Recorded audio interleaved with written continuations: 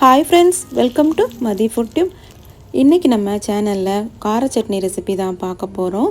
இந்த சட்னி பண்றதுக்கு 2 நிமிஷம் கூட ஆகாது. டேஸ்டும் பாத்தீங்கன்னா ரொம்ப சூப்பரா இருக்கும். நல்லா ரெட்டிஷ் ஆரஞ்சு கலர்ல இந்த சட்னி எத்தனை இட்லி வச்சாலும் சாப்பிடுற மாதிரி இருக்கும். வாங்க இந்த சட்னி எப்படி பண்ணலாம்னு பார்க்கலாம். ஒரு மிக்ஸி ஜார் எடுத்துக்கோங்க. அதில் நான் இன்றைக்கி சின்ன வெங்காயத்தில் பண்ண போகிறேன். ஒரு 20 சின்ன வெங்காயத்தை எடுத்திருக்கேன். உங்களுக்கு பெரிய வெங்காயம் எடுக்கணுனாலும் எடுத்துக்கோங்க. 2 வெங்காயம் பெரிய வெங்காயம் எடுத்துக்கணும். அப்புறமா ஒரு 6லேருந்து 7 காஞ்ச மிளகாய் அப்படியே சேர்த்துக்கோங்க. கொஞ்சமாக புளி சேர்த்துக்கோங்க. 2 பூண்டு பல் சேர்த்துக்கோங்க. கொஞ்சமாக கல் உப்பு சேர்த்துக்கோங்க.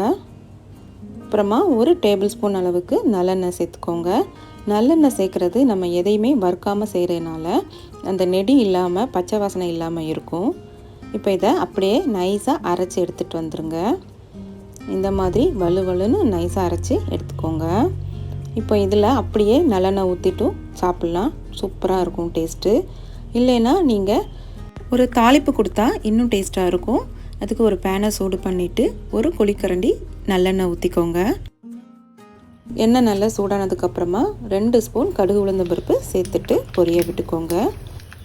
நிறைய நல்லெண்ணெய் ஊற்றி பண்ணால் தான் நல்லாயிருக்கும்.